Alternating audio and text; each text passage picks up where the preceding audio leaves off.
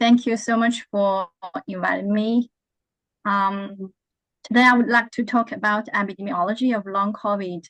I will talk about the epidemiology of long COVID at the global level, then tell about the epidemiology of long COVID in China, and have nothing to declare. As we all know that actually long COVID is kind of a situation that is characterized by a range of symptoms, which usually start with 3 months of the initial COVID illness and last at least 2 months. This is the definition by WHO, recommended by WHO.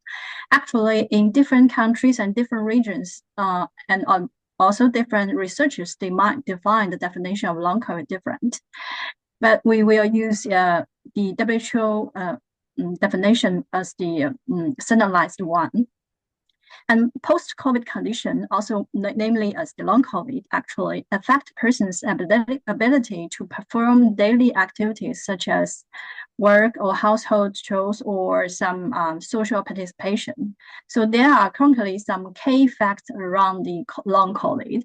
First of all, actually, most patients will recover from COVID infection fully, but some of them might develop a post-COVID condition, which we also know as the long COVID, with some medium to long-term effects on one or more body systems.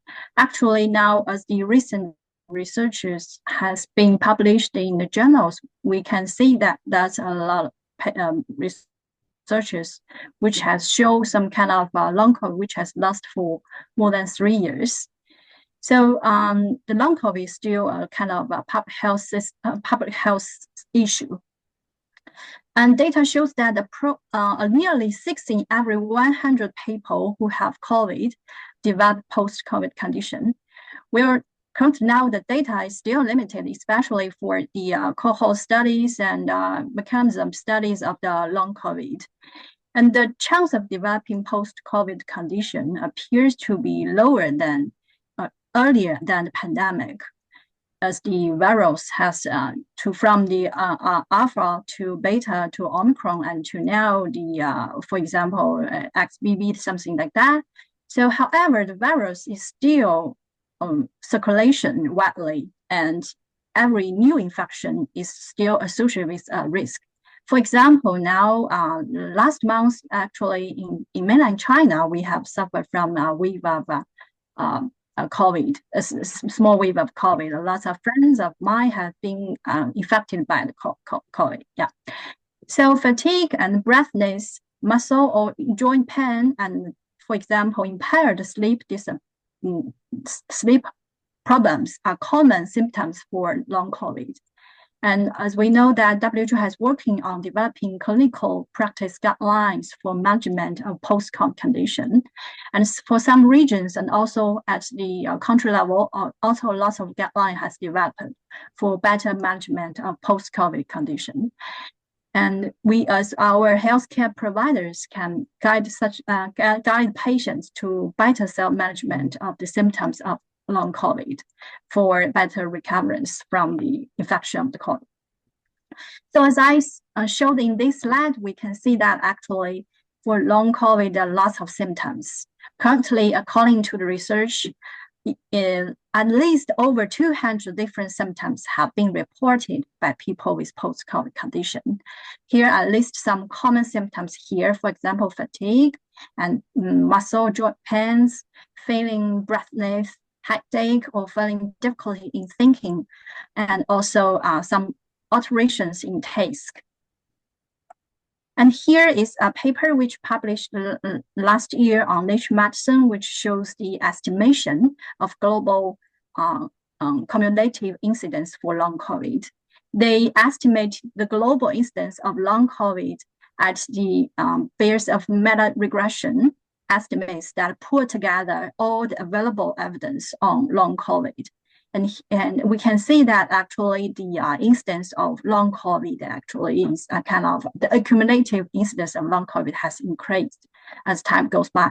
For example, in this paper, they showed that the estimated accumulated global incidence of long COVID was 55 million more than 200 million and more than 300 million and more than 400 million in 2022, 2021, 2020, 2021, 2022, and 2023, respectively.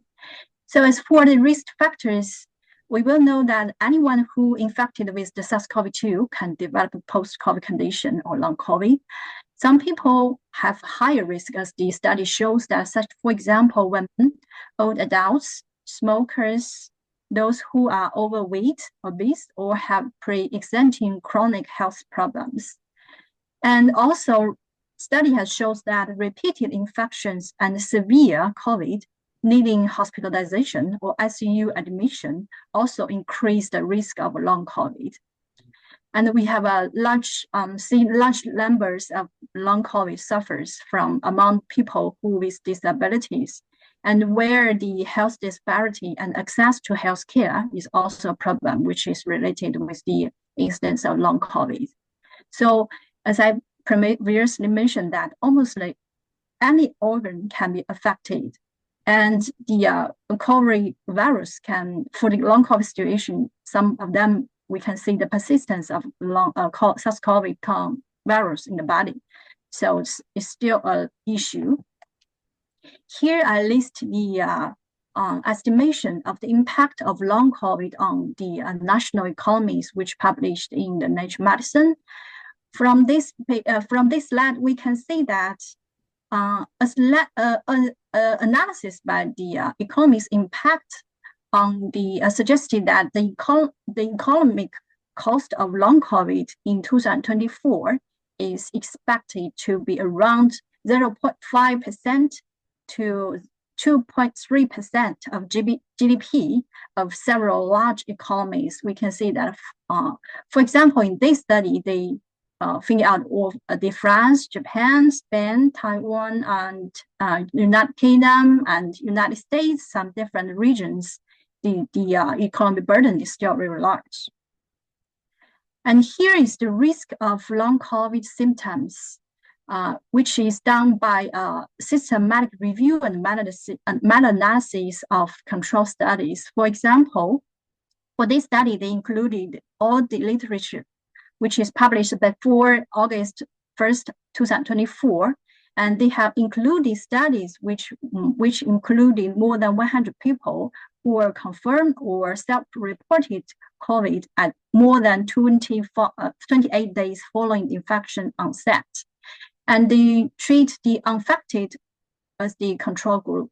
So finally, they included 15 studies, which more than 14 million people in that study. And here is the key findings. First of all, the symptoms with higher poor relative risk were loss of smell, loss of taste, poor concentration, impaired memory, and hair loss. So in this evidence scenarios of which including 15 control studies with people exceeding 14 million people, highlights the significant risk of diverse long-term symptoms in individuals infected with SARS-CoV-2, especially among those who were hospitalized. So here is another study which done among the to figure out what is the global epidemiology of long COVID, and this is a 3-year outcome of long COVID. Also, they use system review and meta-analysis, and included participants who were survivors of the COVID. Outcome included those studies reported on the prevalence of long COVID symptoms, and in that studies, which should be reported the outcomes at 3-year follow-up after the SARS-CoV-2 infection in the prospective cohort and cross-sectional studies. And they included PubMed, Medline, Central Web of Science, Scopus, and Base, which are used to search from the infection and to the July 20, 2024. So they pooled the prevalence of the long COVID symptoms lasting for 3 years after the SARS-CoV-2 infection, and also estimate the confidence intervals. Here is the key findings. In that study, they included 11 studies which are conducted across 6 countries, including China and also Japan and USA, reporting data for a large sample size of individuals and aged from 36 to 86 years old with the long COVID. We can see that in that study, we do not have any data on children. It's mainly on the adults. Among patients with long COVID, fatigue, sleep disturbance are with most common symptoms, as we all know. And pooled analysis showed that the proportion of individuals experienced at least one persistent symptom 3 years post-COVID is 20%. So it's quite high. And the confidence interval ranged from 8% to 43%. And the prevalence of persistent symptoms was at least below. Some of them are related with for example, fatigue, insomnia, loss of smell, loss of taste, and anxiety, which is some mental issue. And here is the findings of long COVID in China. And this paper is a paper published in Lancet, which is the first study focused on the 3-year outcome of discharge survivals of COVID.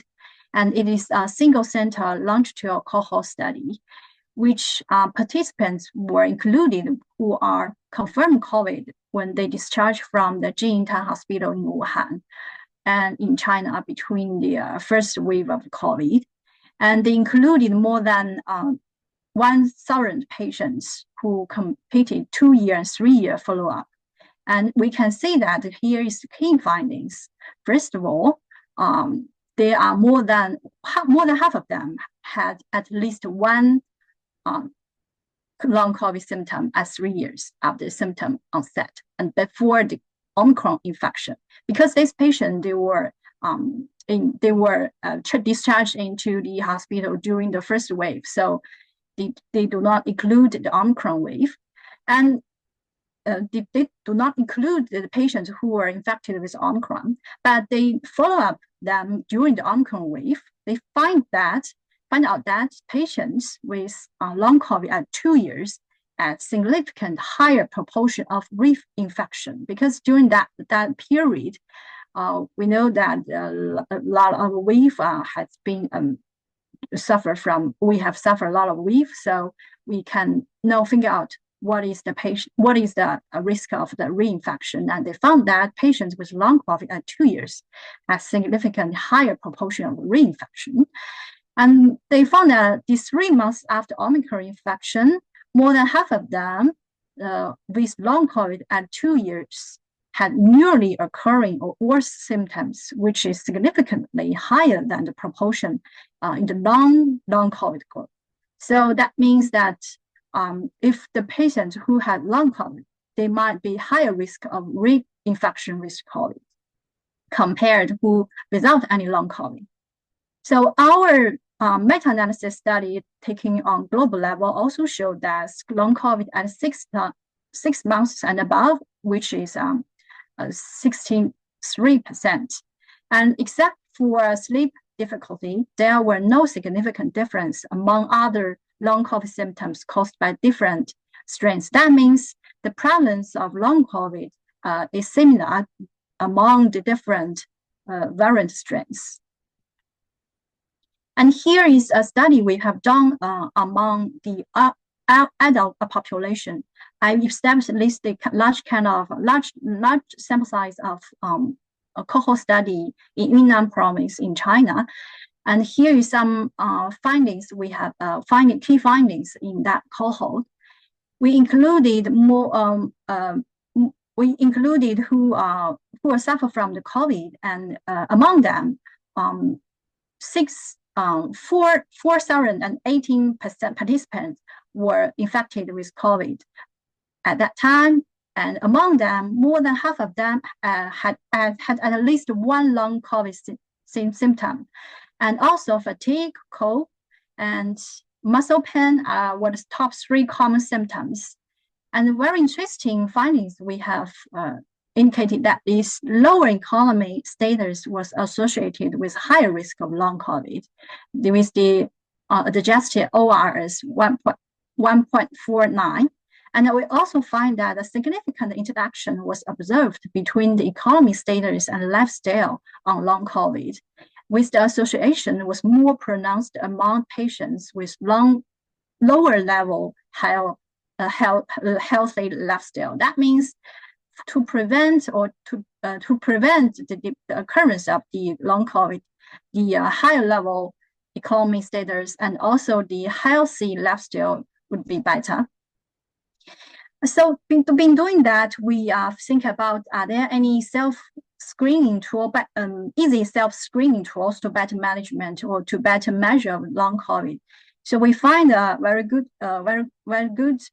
tool to self-screening the long COVID, and we did the validation of Chinese version of that tool. And here is the tool, which is published on GMV, and we translated into Chinese version and do the and check about the reliability and the validation of this tool, and we found that it's very good. So we use it in our national survey. And we did a cross-sectional national survey about the rehabilitation status and performance for clinical choice behaviors of long COVID. Very interesting findings is that we find people who want to seeking for healthcare due to the long COVID, people prefer closer distance, lower out-of-pocket costs, and higher hospital level, and they prefer for nutritional support therapies or rehabilitation training and some integrated medicine. So this is a findings from our national cross-sectional study by the DCE design during 2023. And we also did meta-analysis to figure out what is the effects of rehabilitation interventions for older adults among long COVID, because we know that older adults are one of the risk population for long COVID. So during this system review, we find that here's key results. Rehabilitation interventions are effective for older adults with long COVID. We see that from the table 1, we can see that those interventions are all effectiveness for the treatment of the rehabilitation between the intervention and control groups. We can see that the intervention group is effective. And we also, besides for the rehabilitation interventions, we also did a modernized study on the effectiveness of vaccinations on the preventing long COVID. During this decision analytic macro model, we find out that vaccination can reduce some long COVID, for example, the stroke cases after COVID infection by a large proportion compared with the non-vaccination group during our cohort, and it can save a lot of money on the long COVID. So the promotion of vaccinations is also important to preventing the occurrence of long COVID. To summarize, approximately 6 in every 100 people who have COVID develop post-COVID condition. And this number is different from the definition of COVID and the follow-up period of the long COVID. And the prevalence of long COVID among the infected patients were 20% at 3 years, with some kind of symptoms, for example, fatigue, insomnia, loss of smell, loss of taste, and anxiety was the most frequent. And self-reported assessment tool might be used to early screening and monitoring of long COVID. Rehabilitation interventions are effective, and vaccination can also be considered to fight against the long COVID.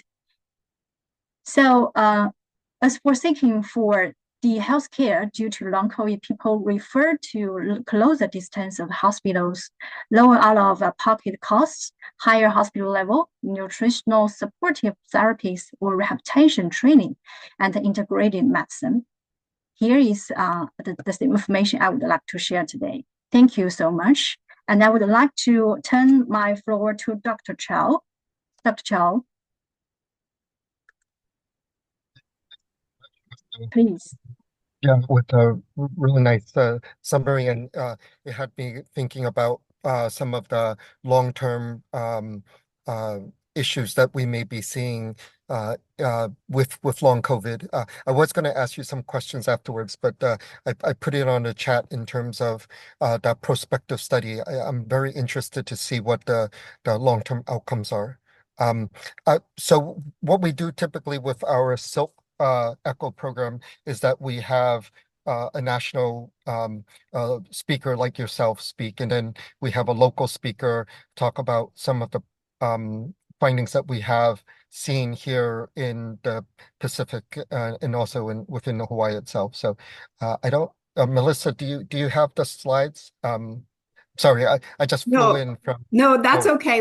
Morgan is going to go ahead and run the slides because my oh, okay. computer All right. is not wanting to work today. I'm so Okay. sorry.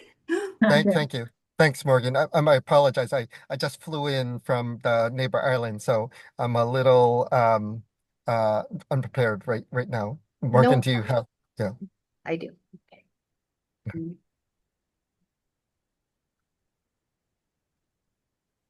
Yeah, Dr. Chow, I have seen you leave a message in the chat box. Yeah. Yeah. Yeah, I'll let Maybe me we let can me discuss that after your talk. Yeah. Sure, thank you. So thanks everyone. Um just to kind of touch touch on what Dr. Liu just mentioned on regards to our own issues within our in Hawaii, but perhaps probably also within the other participant um, patients, populations that we all see. So the next slide, I prepared something in terms of a next slide. Just to take a poll, just to talk about just some of the problems that that Dr. Liu just mentioned, as well as what we see in Hawaii. So maybe we could take a poll. I don't know how to see if this works. So what do you believe the most significant factors contributing to the prevalence of long COVID in Hawaii is? And so do you believe it's unemployment and economic instability, disparities in healthcare access, higher rates within the Native Hawaiian Filipino population, and the increased severity of long COVID symptoms are all. So seems like everyone's all agreeing that it's a food for thought in terms of kind of thinking about the issues that we see within Hawaii. And it's not one problem, right? So the issues that we face in Hawaii are going to be multiple. Economic and unemployment issues, which I'll touch base upon, the disparities in healthcare access.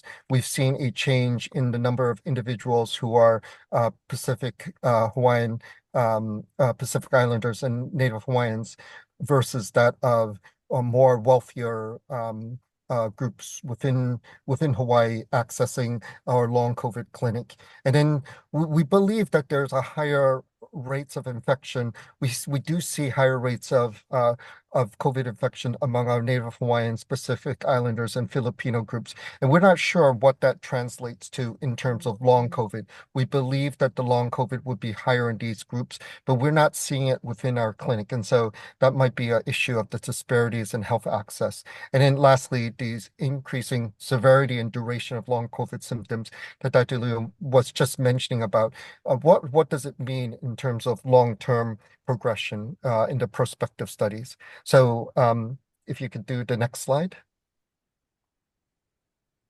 So just to the objectives I had were just to recognize the epidemiology of long COVID within Hawaii, and then appreciate some of the economic impacts of long COVID. So next slide. So I love the slide that Dr. Liu mentioned about how the prevalence of infections has occurred, and then looking at long COVID and how the rates of infection are going to increase, and looking at both incidence and prevalence. I have here just prevalence rates, but perhaps maybe it was more of an incident where we see that there were 390,000 cases of COVID-19 cases in Hawaii, which resulted in 1,900 deaths as of March 2020. And then we see that there is, if we assume 8 to 30% of infections leading to long COVID, it's still unclear as far as what the exact percent of individuals having acute infection will lead to long COVID. I think from our NIH Recover, it's running around 16 to 18%. But if we even assume some of those percentages to be true, we're seeing a rather large number of individuals, even if you think of 390,000 individuals, and if you just take 10% of that, that's going to be a very large number of individuals having long COVID, and the health implications are going to be very profound of 30,000 individuals of having long COVID. And so we do again believe that there's a higher rates of Native Hawaiians, Filipinos, younger adults, and unvaccinated individuals who are going to have long COVID. And the next slide, you can see that we have here findings from our own long COVID clinic, where you see 41% of long COVID sufferers are Native Hawaiian and Pacific Islanders. You see 13% are Filipino, and you see the rest are non Pacific Islander groups, and they make up less than half of the group. We do see a health disparity among people who are Native Hawaiian Pacific Islander in the number of cases. You could see the number of cases is much higher than African American, Asian, and white. The number of hospitalized individuals is also much higher. And finally, the number of deaths per 100,000 is quite different from the other populations. And so the next slide. And so the unemployment, employment, and economic consequences. This was a great paper by Dr. Voris and Boham in the International Journal Environmental Research and Public Health. You could say long COVID was linked to a 6.4% greater unemployment risk in the height of the pandemic in May 2022, rising to 7.1% in November. So quite a high number of unemployed individuals. And with the greater number of symptoms and severity, you could see that there's a increase, lower employment odds. And the number of vaccinations with each additional dose reduced unemployment risk by, you could see the 6.9% and 3.9%. And then 2 to 3 vaccine doses significantly lower long COVID risk. And what was interesting is that they've done some pooled study where they found that the number of vaccines or vaccinations resulted in a lower number of long COVID cases. And so it'll be interesting to see if more vaccinations results in lower long COVID risk. But that's still very unclear, I think, given that almost the majority of the population is either vaccinated or have gotten a natural infection. So it'll be harder to see what the long-term implications will be. The next slide. And so I just left this in the next slide. In the next 2 weeks, I'll have a little bit more in terms of the clusters. The speaker at that time, if you could go back to the vaccine, what you see is that the number of vaccinations, because we're a high vaccination state, the number of long COVID within the United States is lower in Hawaii compared to the rest of the country in the US. And so we don't know, but perhaps that vaccination rate did protect us against the number of individuals suffering from long COVID nationwide. So Hawaii versus the rest of the state.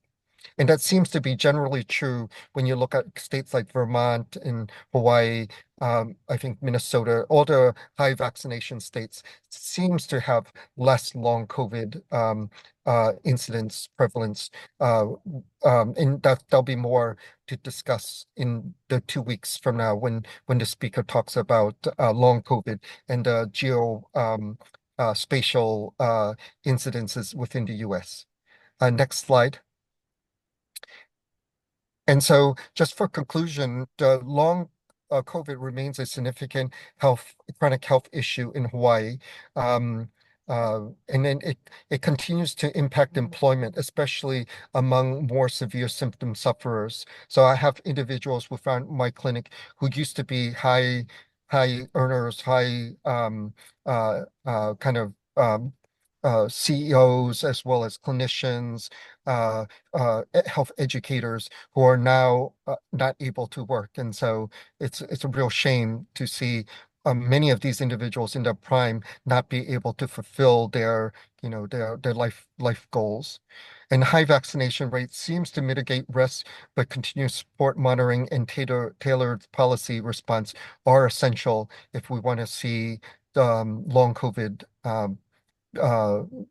management and control in the future. So I think that's my last slide.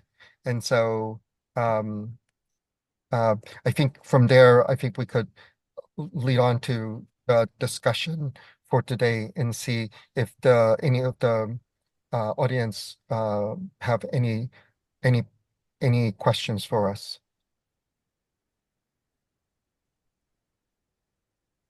So I'm not seeing anything in the comment section yet, but I know you and Dr. Liu were talking a little bit about the question she had. Dr. Liu, did you want to touch on that a little bit more? Okay, thank you. Thank you. Dr. Chow has really shared a good slide.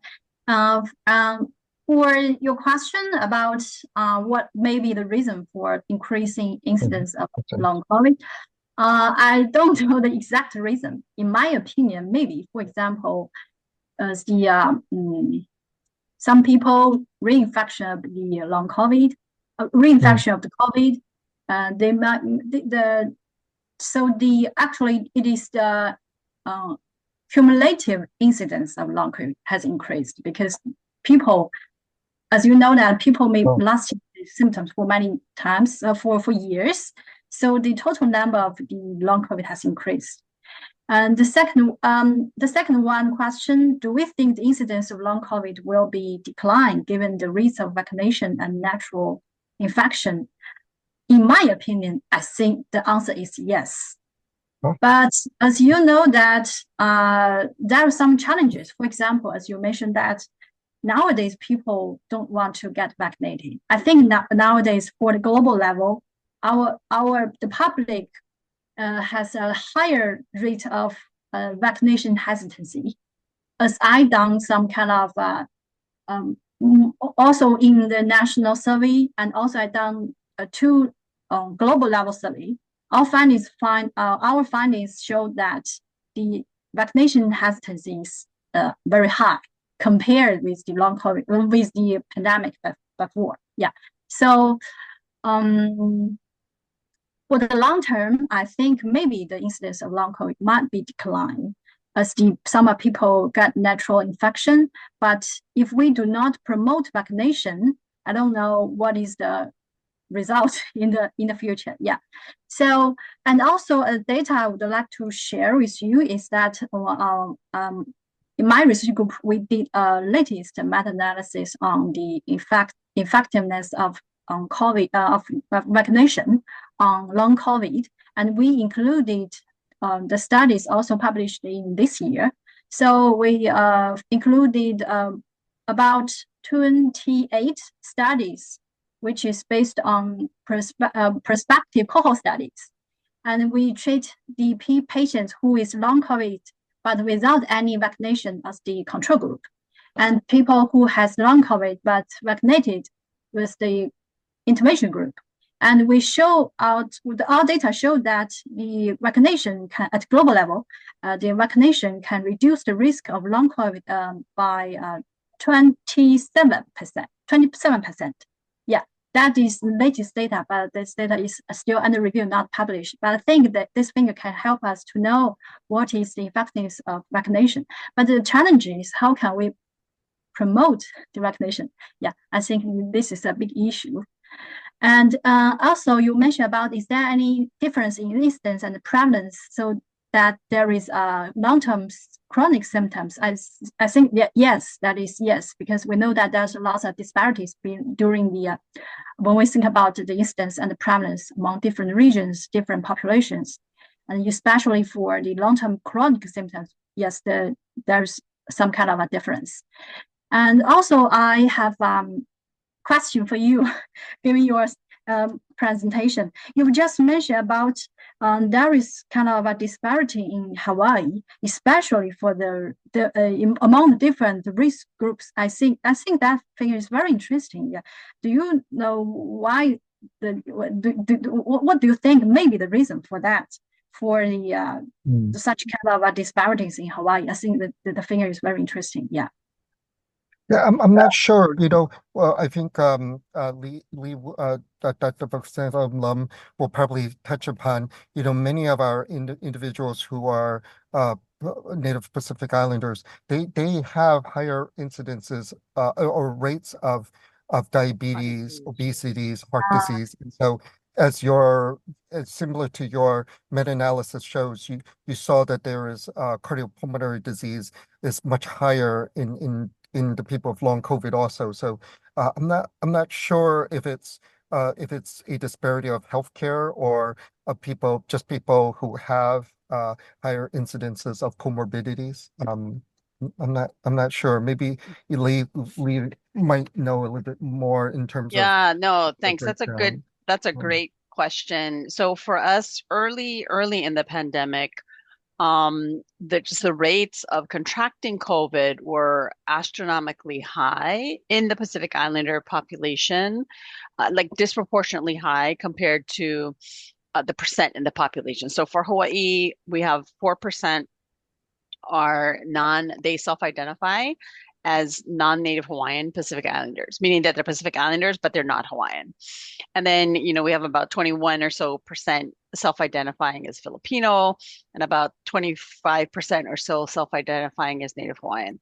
And so early on in the pandemic, the incidence of COVID infection was through the roof, like up to 8 times actually amount for Pacific Islanders. But that was in part because of the jobs that they had. And they were not able to telework. They also live in very crowded housing, right, and multi-generational housing, etc. So the transmission, the things that are going to promote more transmission were more prevalent in the Pacific Islander communities, and then Filipinos next, and then Native Hawaiians, and then kind of everybody else. And so that had a lot to do with, again, their jobs and their family and their housing structure, etc. And at that time early, they were also getting very, very ill. And so if you look at the hospitalization and the intensive care data, again, really disproportionately high in Pacific Islanders, Filipinos, and then Native Hawaiians. And the thinking with that is because they have pre-existing overweight and obesity. More than 90% of the population is either overweight or obese when you combine. Prevalence of diabetes is extraordinarily high, more than half of the adult population in the Pacific Islanders, et cetera. So that was the thinking, early on in the pandemic. And so then it's not surprising that we would see more long COVID. The challenge, I think, is, and what a lot of our clinicians hear is, how do you actually diagnose long COVID, right? And so especially on some of our neighbor islands and rural areas, the patients aren't able to get to Dr. Chow's clinic. And we have many providers on the neighbor islands that are like maybe we're not sure, that kind of thing. And so I do think there's probably also some underreporting just because it's difficult to, right? We don't have really clearly set diagnostic criteria and, inconsistent documentation in the record. I mean, just, all the reasons from an epi point of view, the data is not great, right? And so we can't be super confident that we're actually capturing all known cases, and therefore, our prevalence is probably lower, than what it actually is. So, but yeah, I do think the chronic disease is a tremendous factor. And then additionally, many of these populations do have barriers to seeking healthcare. Again, maybe they have jobs that don't let them come off work, or, have situations where they can't actually take the time to do rehabilitation, or maybe their insurance doesn't cover, rehabilitation, et cetera, et cetera. So then, again, does that lack of access contribute to more persistent symptoms, stuff like that? So yeah, it's a vicious cycle, unfortunately, for many of our minority populations. So Yeah, initially, Hawaii had also vaccine hesitancy, as what you were just with the mentioning. Native Hawaiians, yeah. Yeah, and there were a lot of trust issues, but thankfully there were some champions within the community that really spread the importance of vaccinations, and so thankfully Hawaii actually was lucky in that uh, people did come aboard, and the percent of vaccinations within the entire state is among one of the higher ones. I think we're probably within the top 5 within the Yeah. US. Yeah, still, even though it's declining. And so all of us that worked so hard on the vaccine campaign were like, oh my gosh. But yeah, so like I said in the beginning, the Pacific Islander populations were disproportionately high in the incidence and hospitalizations and death. But once the Department of Health and others were able to really engage with the trusted community partners, then their vaccinations skyrocketed. And because they have such a close family structure, many of them got vaccinated.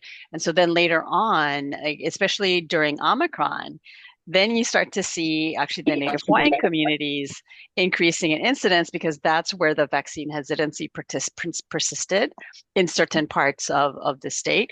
Whereas by that time, the Pacific Islanders probably had herd immunity, actually, because so many of them were sick, but they also were vaccinated at pretty high rates, as best as we can tell by the data. So yeah, so it's just been really interesting to watch and see how both the acute infection and the hospitalizations and everything. I mean, it's really a beautiful epi study, because you can see the dramatic impact when you have vaccinations, and it's just unfortunate that we had some groups that were still very hesitant, and then now, of course, it's even worse. So yeah, so I'd be curious. I'm glad well, not glad, but thanks for sharing that globally we're all experiencing, the same kind of situation in terms of hesitancy. And, I think some of it, I think certainly because as the virus mutates, the symptoms are getting less and less, right? And there's not as much of that fear of death, whereas initially and during the Delta wave, everybody was afraid of dying, right? So you kind of had that. But I wonder if with the meta-analyses and the wonderful, information that you shared, if that might be, and the economic argument might be a way, a new way of kind of saying, hey, there are benefits to vaccination. Look, there's, 4 times less the risk, et cetera, et cetera. And so I wonder if just because like for here in Hawaii, a lot of it was, oh, you want to take care of your grandparents, right? And similar, I think, to parts in Asia or parts in the Hispanic community, right? You don't want to get your grandparents sick. That doesn't seem to be working anymore. So, but this loss of a job and school and unemployment, especially here, we have the highest cost of living in the country. So I wonder, I'm curious now that there are some really good, solid pieces of information, if that should be woven into that argument for why vaccination is important. Yeah, I totally agree with you. Yes, we have we have a lot of scientific evidence on the benefits of vaccination to reduce the risk of long COVID, but the public might not know. We can help.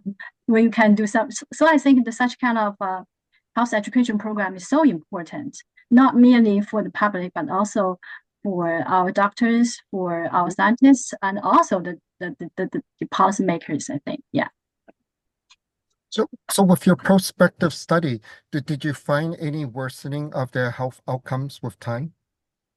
Yeah. Now we have done the fourth wave of follow-up, and from the our group data, I see that exactly worse symptoms for the disease in my cohort study, especially for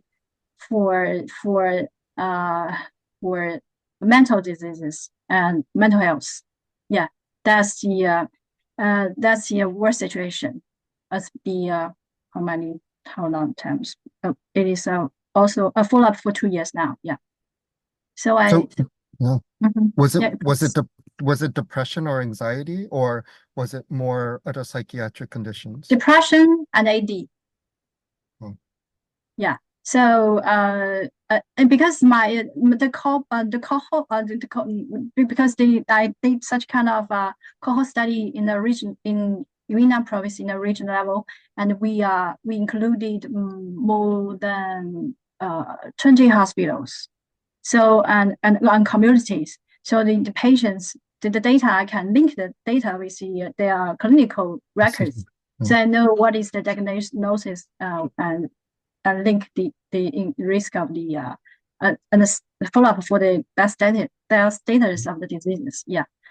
So actually I think now even we done such kind of study, but I think the evidence still, the data for the evidence still limited. Yeah, we need to do more research on that, especially for long COVID.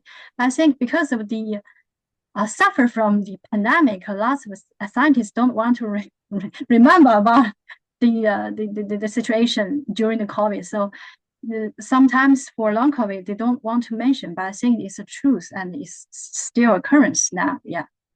So more study need to be done, and some information we can share with the public that we have tools to prevent long COVID, to better treatment of the long COVID. Actually, yeah.